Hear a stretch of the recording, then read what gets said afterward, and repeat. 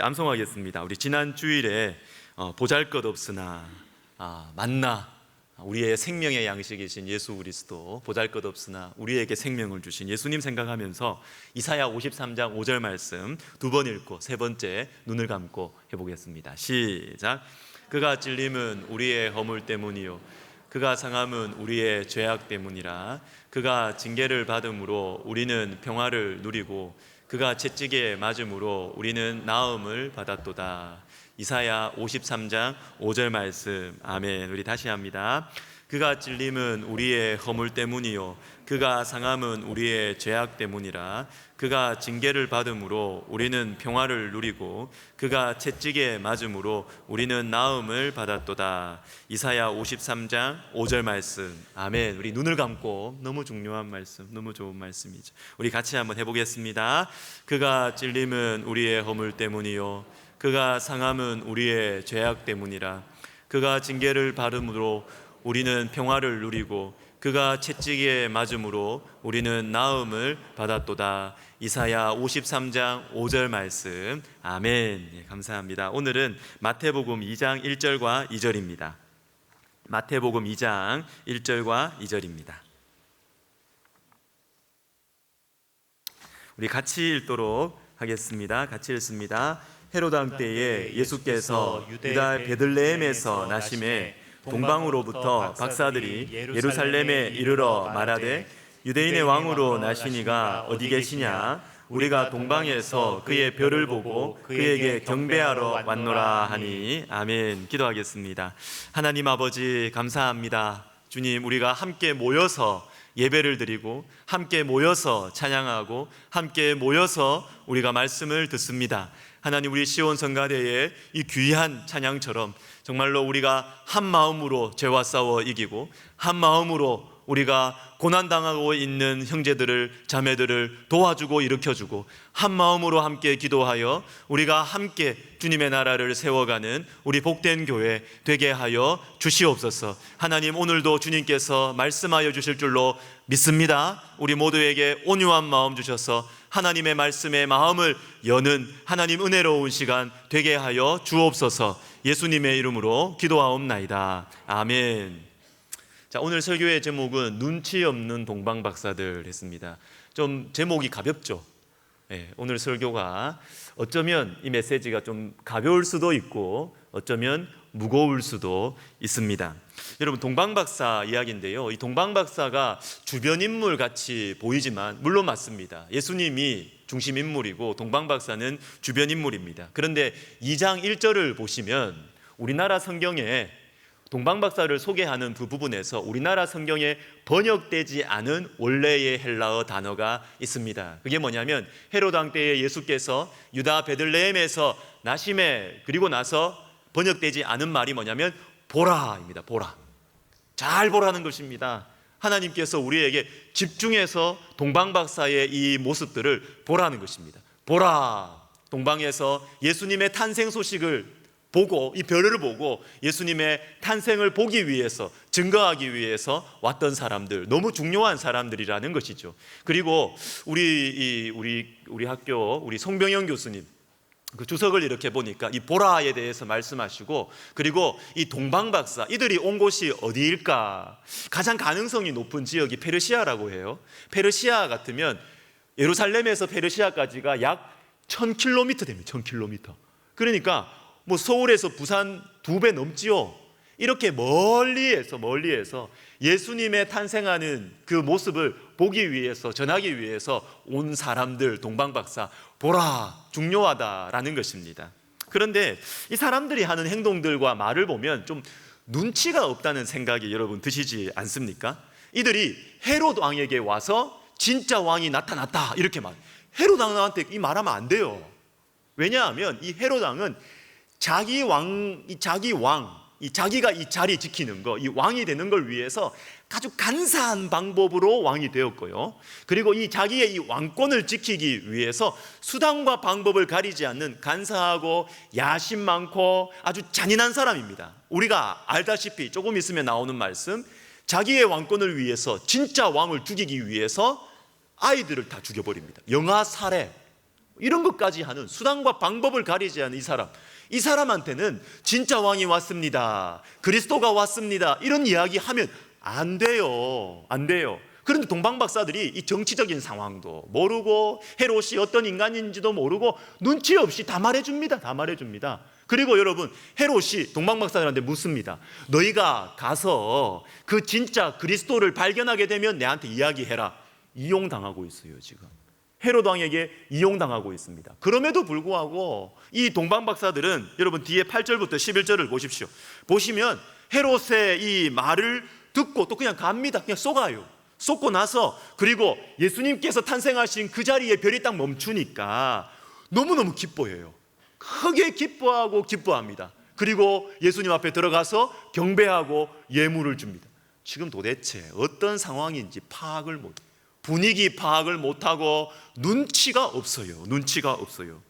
여러분, 동방박사 어떻습니까? 눈치 없지요? 여러분들은 어떻습니까? 여러분 눈치 빠르세요? 눈치 안 빠르세요? 저는 제가 눈치가 빠르다고 생각하는데, 같이 사는 사람은 제가 눈치가 없대요. 다 그렇게 생각하시죠? 남편들은 다 눈치가 없다고 생각하시죠? 우리 나름대로 애쓰거든요. 나름대로 눈치가 굉장히 좋다고 우리가 생각하고 있는데, 말하고 나면 우리 하여튼 그래요. 자, 그래서 우리는 눈치가 있는 것 같은데 없는 것 같아요. 그런데 여러분, 이 동방박사를 보십시오. 눈치가 없는 것 같은데 참 순수하지 않습니까? 너무너무 순수하지 않습니까? 예수님을 따라오고, 예수님을 기뻐하고, 예수님을 경배하고, 눈치가 없는데 참 순수하다라는 생각이 듭니다. 여러분, 중요한 것이 있습니다. 하나님께서 이렇게 눈치 없는 사람들을 통해서 일하신다는 사실을 아십니까? 하나님께서 저와 여러분에게 하나님의 메시지를 전해줄 때 눈치 없는 사람들을 통해서 주님의 뜻을 전해주실 때가 많다는 사실을 아십니까? 여러분, 생각이 너무 많고 눈치 빠른 사람은 하나님도 눈치 보세요. 하나님의 말씀을 있는 그대로 받지를 못합니다. 있는 그대로 받고 전달하려고 하는데 자기가 아는 게 너무 많아. 그래서 있는 그대로 전달을 못 해줘요. 이거 꼬고 저거 꼬고 이 계산 저 계산 하다 보니까 하나님의 말씀을 있는 대로 받지도 못하고, 다른 사람에게 있는 대로 전해주지도 못하고, 있는 대로 자기가 순종하지도 못합니다. 여러분, 하나님께서는요, 눈치가 없어도 순수한 사람을 통해서 하나님이 일하실 때가 많다라는 것입니다. 그리고 여러분 12절을 보십시오. 12절을 보시면 그들은, 동방박사들입니다, 그들은 꿈에 헤롯에게로 돌아가지 말라 지시하심을 받아 다른 길로 고국에 돌아갑니다. 여러분 주위에 눈치 없는 사람 보면 어떤 생각이 드세요? 아무 생각이 없을 거예요. 그런데 자식들 중에 눈치 없는 애를 보면 어떤 생각이 드십니까? 보통 첫째들이 눈치 없고 둘째들이 눈치가 빠르죠. 그죠? 눈치 없는 자식을 보면 여러분 어떤 생각이 드십니까? 야, 저래 가지고 먹고 살겠나? 이런 생각 안 드십니까? 야, 저렇게 눈치가 없어 가지고 직장 생활은 제대로 하겠나? 이런 생각 드시지 않습니까? 여러분, 염려하지 마십시오. 눈치 없는 동방박사들 하나님께서 보호하십니다. 하나님께서 가는 길을 지시하셔서 다른 길로 가게 하셔서 헤롯 왕에게 해함을 받지 않도록 하는 것입니다. 하나님이 보호하세요. 여러분, 우리 주변에도 동방박사 같은 분들이 가끔 있습니다.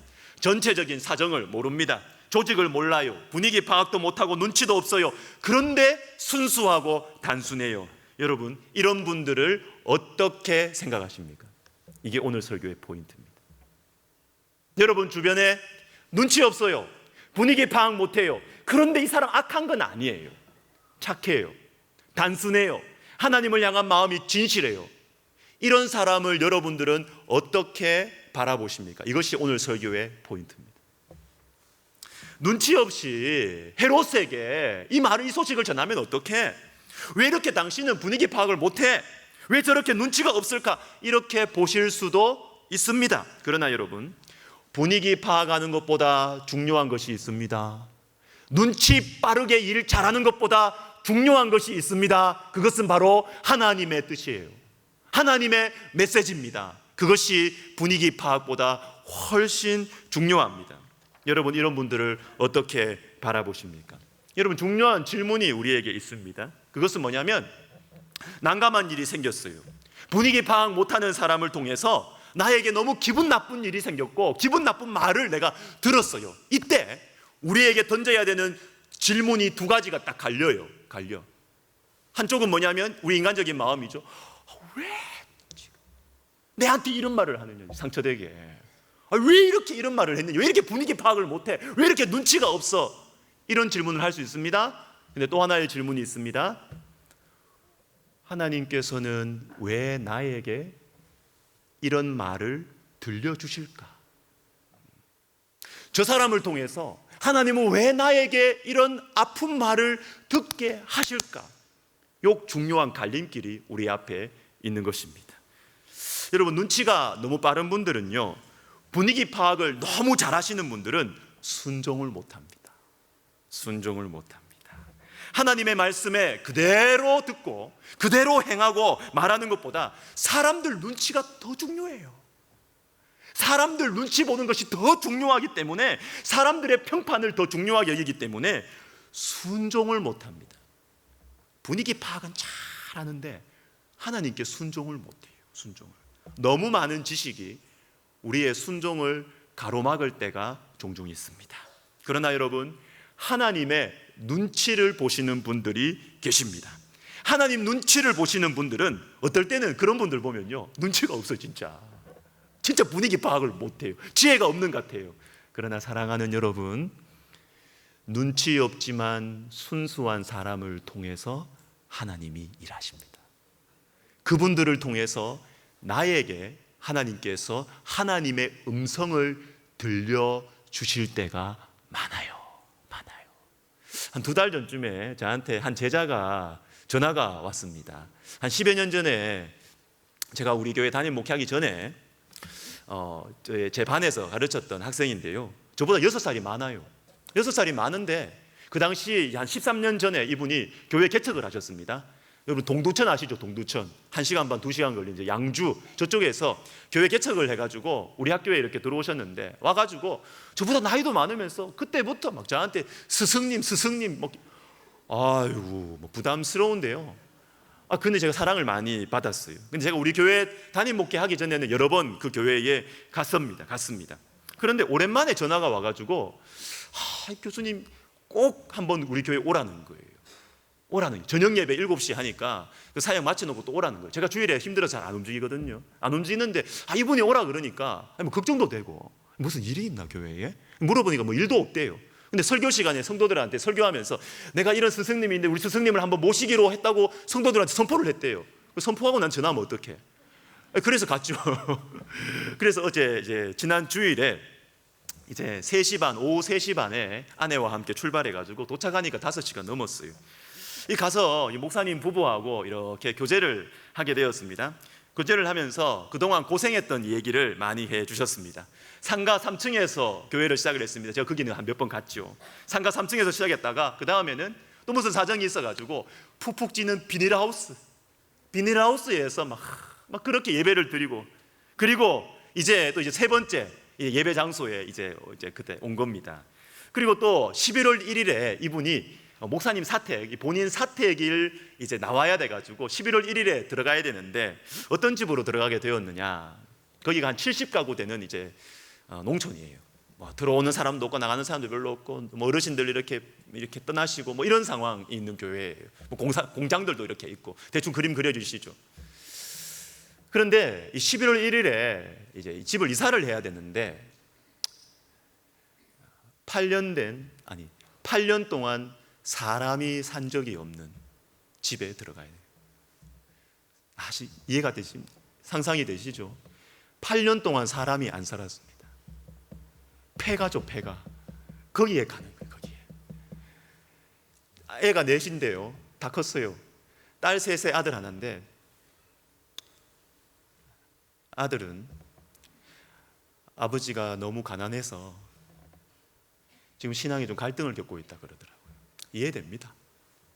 교복도 못 사줬대요. 근데 딸 3이 그 11월 1일에 들어가야 되는 그 새로운 사택을 보고 딸들이 펑펑 우는 거예요. 울었대. 여기서 살아야 되냐고 펑펑 울었대. 그런데 이 집에 들어가서 살긴 살아야 되겠고, 그래서 목사님하고 사모님이 너무 가난하니까 직접 삽질을 하는 거예요. 매일 삽질을 하면서 인테리어를 하는 것입니다. 인테리어를 하는 거죠. 제가 목사님 오랜만에 한 10여 년 만에 보니까 목사님 몸이 좋으신 거예요. 그래 제가 눈치도 없이 목사님 몸이 좋으시네요. 그러니까 그분이 하는 말이 뭐냐면 삽질을 많이 했어요. 삽질을 많이 했어요. 노동을 하니까 몸이 좋아지는 몸이. 제가 그 형편들을 이렇게 듣는데요, 제하고 아내하고 들으면서 왠지 모르게 제가 죄송한 거예요. 부끄럽고. 그래서 제가 그 목사님한테 이야기했습니다. 목사님, 우리는 실력이 안 돼서 못한다고. 실력이 안 돼서 편하게 이렇게 목회한다고. 개척할 실력이 없다고. 나는 실력이 없어서 목사님 같이 이렇게 나는 사역을 할 자신이 없다. 그렇게 이야기했어요. 제가 갔던 그곳은 이제 3번째 예배당인데요, 근데 예배당이 너무 예쁜 거예요. 너무 아름답고 이렇게 아주 세련되게 이렇게 예배당을 잘 지었어요. 이 예배당을 어떻게 짓게 되었느냐, 이분이 막 제가 오니까 막 자랑하고 싶은 거예요. 어느 날 지인 중에 갑자기 어느 날 지인 중에 한 분이 2억을 들고 온 거예요. 2억을. 갑자기 돈 2억을 가져온 거예요. 그래서 부지를 샀어요. 그리고 나서 우여곡절 끝에 예배당을 짓게 되었다라는 것입니다. 제가 그 이야기를 들으니까 너무너무 고마워, 너무너무 감사한 겁니다. 감사한 겁니다. 그래서 제가 이분에게 말해 주었습니다. 제가 더 확신하게 말해 줄 수 있었던 이유는 뭐냐면, 지난 우리 6월 달에 지난 우리 교수 목사 수련회 때 김한배 목사님 그 메시지와 똑같은 거예요. 그래서 제가 더 확신 있게 이야기해 주었습니다. 목사님, 우리 하나님 돈 많으십니다. 우리 하나님 지혜 많으십니다. 그런데 지금도 우리 하나님께서는 전심으로 정말로 하나님을 의지하는 사람을 찾고 계신다고. 누구한테 돈 줄까? 누구한테 돈 줄까? 저 부천에 김한배라는 젊은 목사가 기도하고 있다. 그래서 그 김한배 목사님한테 거금을 어떤 분이 갖다 줬다 그러잖아요. 이분이 신실한 분이에요. 신실한 분이에요. 순수한 분이에요. 하나님께서 돈을 움직이시는 거죠. 사람을 움직이시는 것이죠. 그래서 이 젊은 목사님에게 돈 2억을 주님께서 주시는 것입니다. 역대하 16장 9절 말씀을 같이 읽습니다. 시작. 여호와의 눈은 온 땅을 두루 감찰하사 전심으로 자기에게 향하는 자들을 위하여 능력을 베푸시나니. 우리 하나님께서 지금도 보고 계십니다. 찾고 계십니다. 찾고 계십니다. 누구한테 내 능력을 베풀어 줄까? 누구한테 내 능력을 베풀어 줄까? 누구한테 이 돈을 줄까? 전심으로 주님을 향하는 사람이 어디 있나? 주님께서 지금도 찾으시는 것이죠. 찾으시는 것입니다. 사랑하는 여러분, 전심으로 주님을 찾을 때, 사람 눈치 보는 것이 아니라 하나님 눈치 보며 살아갈 때 우리 하나님께서 우리를 통하여 일하실 것입니다. 하나님께서 우리에게 복을 내려주실 것입니다. 하나님께서 우리를 통하여 복을 흘러가게 하실 것입니다. 사랑하는 여러분, 그래서 우리 하나님 눈치 보고 살았으면 좋겠습니다. 더 중요한 것이 무엇인지를 알고 머리 돌리고 막 이런 것 에너지 쓰지 말고, 그거 얼마 안 간다니까요. 그거 얼마 안 간다니까요. 하나님 눈치 보고 살아야 됩니다. 하나님께 우리의 마음을 드리고 살 때 하나님께서 몰아주시고 하나님께서 인도해 주시는 것입니다. 여러분, 잠언 3장 5절 6절 말씀을 우리 같이 한번 읽어보겠습니다. 너는 마음을 다하여 여호와를 신뢰하고 내 명철을 의지하지 말라. 너는 범사의 그를 인정하라. 그리하면 내 길을 지도하시리라. 아멘. 여러분, 하나님께서 우리의 길을 지도해야 되는 거 아닙니까? 우리가 우리의 머리로 가봤자 여러분 하루 이틀밖에 모르잖아. 우리는 내일도 모르잖아요. 내일 무슨 일이 있을지 어떻게 알아요, 여러분? 하나님께서 우리의 길을 지도해 주셔야 됩니다. 지도해 주셔야 됩니다. 그러려면 어떻게 해야 되느냐? 사람 의지하면 안 됩니다. 내 명철을 의지하면 안 됩니다. 하나님을 의지해야 됩니다. 하나님께 우리의 마음을 드려야 됩니다. 하나님, 내 인생은 주님의 것입니다. 하나님, 이 자녀들은 주님의 것입니다. 하나님, 이 사업장은 주님의 것입니다. 주님께 우리의 마음을 드려야 돼요. 그럴 때 하나님께서 우리에게 길을 인도해 주신다라는 것입니다. 잠언 29장 말씀 우리 또 같이 한번 읽어봐요. 사람을 두려워하면 올무에 걸리게 되거니와 여호와를 의지하는 자는 안전하리라. 안전하리라. 여러분 안전하게 살기를 원하시죠? 뒤에는 안 원하세요? 원하시죠? 안전하게 사는 걸 원하잖아요. 우리뿐만 아니라 자녀들에 대해서도 그렇지 않습니까? 혹시 지금도 우리 손주가 대통령이 됐으면 좋겠다 이렇게 생각하시는 분들 계십니까? 지금도 우리 아들이 노벨상 아니면 뭐 필즈상이라는 것도 있던데 뭐 이런 거 받았으면 좋겠다 이런 생각하시는 분들이 있습니까? 거의 없으실 거예요. 안전하게 그냥 남들처럼 편안하게 나이 되면 결혼하고 애 낳고 아파트 하나 살고 그렇게 살았으면 좋겠다 다 생각하지 않습니까? 여러분 안전하게 살 수 있는 방법이 있습니다. 그것은 뭐냐면 여호와를 의지하는 것입니다. 여호와를 사람을 의지하면요, 사람을 두려워하면 요래 피하고 저래 피하고 잠깐은 피할 수 있습니다. 그러나 여러분 나중에 올무에 탁 걸립니다. 사람 두려워하면 올무에 걸립니다. 야곱을 보십시오. 야곱이 무서운 형을, 이 찝찝하고 이 부담스러운 형을 피하기 위해서 거짓말하죠. 엄마하고 죽이 맞아가지고. 둘째들은 엄마하고 죽이 맞는 것 같아요. 그렇죠? 엄마하고 죽이 맞아가지고 거짓말합니다. 거짓말은 여러분 생명력이 있습니다.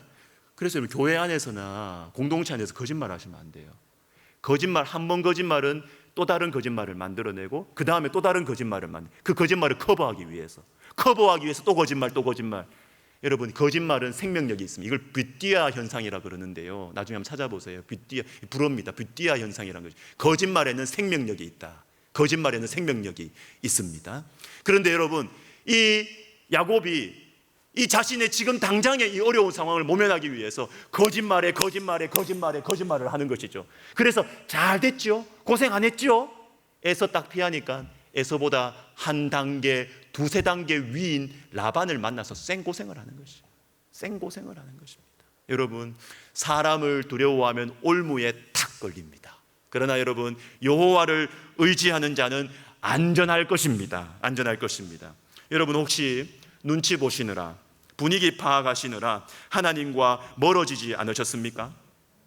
열심히 분위기 파악하는 거, 열심히 사회생활하는 거 열심히 잘 익혀가지고 여러분 지금 사람들하고 잘 지내고 조직에서 인정받고 길도 잘 열리는 것 같고 그렇게 하지만 여러분 제가 질문 드리고 싶습니다.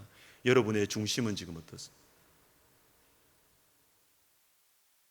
하나님과 가까이 있습니까? 다 인정받고 칭찬받고 하는데 정말 하나님과 여러분 가까이 계십니까? 저는 말씀을 보면서 설교 준비를 하고 말씀을 보면서 저는 이런 생각이 자꾸 들어요. 지금 이 세상에서 사람들이 판단하는 것과 천국에서의 판단은 너무너무 다를 것이다. 성경을 볼수록 그 생각이 더 들어요. 성경을 볼수록 지금 이 세상에서 사람들이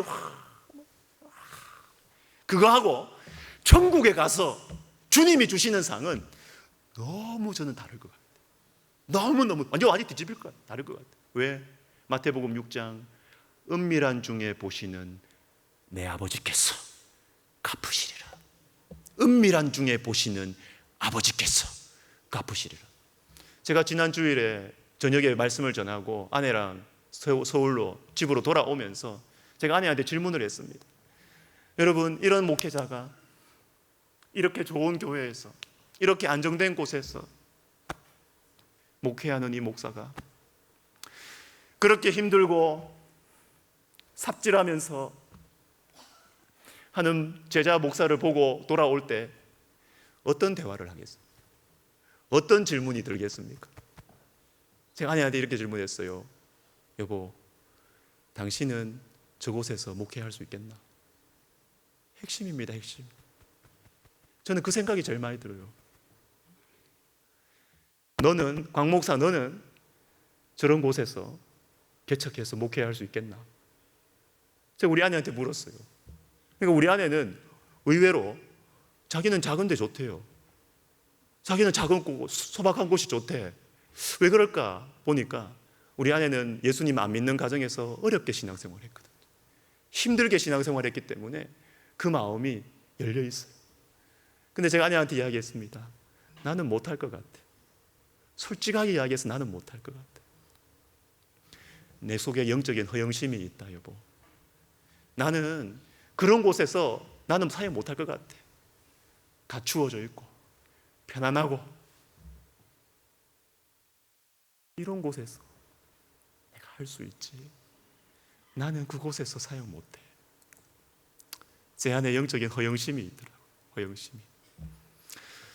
우리 성도 여러분 고맙습니다.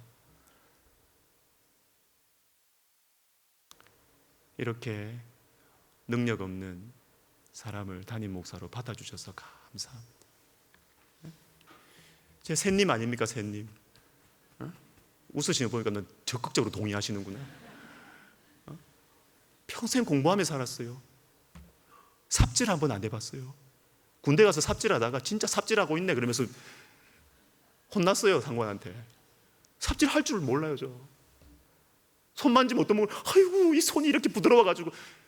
공부만 하니까 제가 무슨 삽질을 합니까? 맨날 공부만 하고 몸과 마음도 약하고. 받아주셔서 고맙고 감사해요. 이 세상에서의 기준과 천국의 기준은 너무 다를 것이다. 저는 그렇게 생각해요. 여러분, 당장에는요, 지금 당장에는 눈치 빠른 사람들하고 지내는 게 좋아요.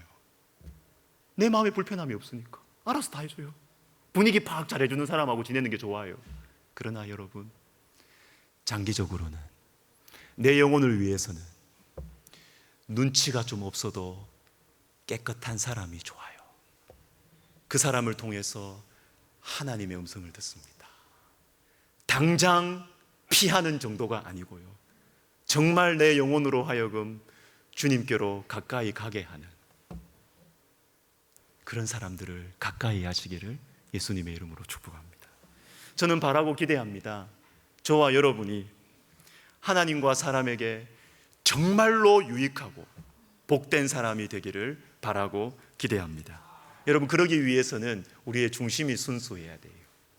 눈치 빠른 게 안 돼. 그걸로는 안 돼요. 그걸로는 사람에게 복되지 않대. 유익하지 않아요. 우리의 중심이 하나님 앞에 정말 순수하고, 그래서 주님께서 나에게 주시는 말씀이라면 단순하게 순종하고, 여러분, 그렇게 할 때 저와 여러분을 통해서 주님께서 복을 내려주시고 주님의 영광이, 주님의 뜻이 이루어지게 될 것입니다.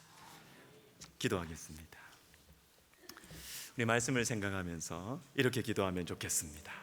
주님, 저의 마음이 주님으로부터 멀어졌습니다. 사람들 눈치 보느라고, 하나님 눈치 안 보고 살아서 제 마음이 병들었습니다. 주님, 제 마음을 다시 순수하게 해주시옵소서. 다시 하나님 눈치 보면서 살게 해주시옵소서. 그래서 제 힘으로 외롭게 독하게 그렇게 살아가는 인생이 아니라 하나님이 열어주시는 인생, 하나님이 풀어주시는 인생, 하나님이 사용하시는 인생 되게 하여 주시옵소서. 우리 시간 같이 기도하겠습니다. 하나님 아버지, 하나님 아버지, 주님께서 정말로 내가 잘되게 하시려고 오늘 이 말씀을 주심을 감사드립니다. 하나님 아버지, 내 중심이 정말 순수해지기를 원합니다. 하나님 아버지, 사람을 두려워하며 올무에 걸리는 인생길로 걸어가지 않게 하여 주시고, 하나님 아버지, 하나님을 의지하여서 정말로 안전한 삶을 살아갈 수 있도록 도와 주시옵소서. 하나님, 내 마음이 주님 앞에 순수해지기를 원합니다. 사람들 눈치 보고 분위기 파악하느라 하나님, 내 마음이 하나님으로부터 멀어졌음을 고백합니다. 아버지 하나님이여, 주님 내 마음을 정결하게 해주셔서 주의 말씀을 있는 그대로 받고 주의 말씀을 있는 그대로 순종하며 하나님 내 가운데 계심을 내가 알고 하나님이 내 인생을 책임지시고 지도하심을 알고 하나님 감사하며 나누며 사랑하며 살아가는 우리 모두가 되게 하여 주시옵소서. 예수님의 이름으로 기도드립니다. 아멘. 우리 자리에서 다 일어나셔서 우리 찬양을 좀 바꾸어 부르겠습니다. 정결한 마음 주시옵소서. 찬양하며 헌금하십시다. 정결한 마음, 정결한 마음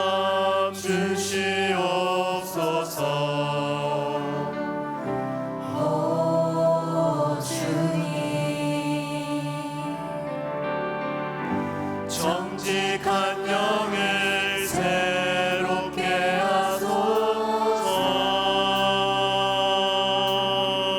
정결한 마음 주시옵소서. 정결한 마음 주시옵소서. 오 주님, 정직한 영을 새롭게 하소서. 우리 다시 합시다. 정결한 마음 주시옵소서. 정결한 마음 주시옵소서. 오 주님, 정직한 영을 새롭게 하소서. 나를 주님 앞에서 멀리하지 마시고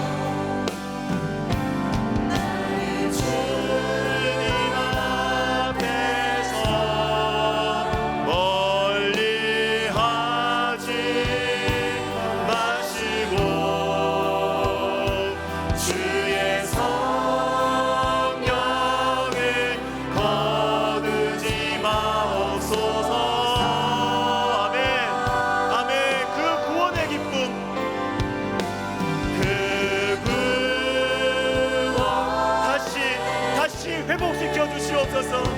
다시 회복시키시며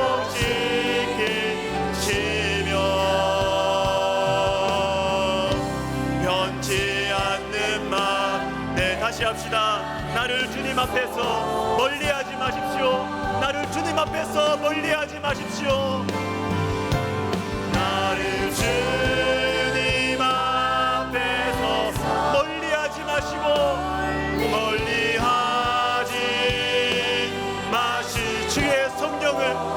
성령을 거두지 마십시오. 성령을 거두지 마옵소서.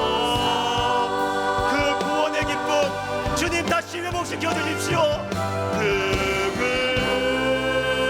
구원의 기쁨 다시 회복시키시며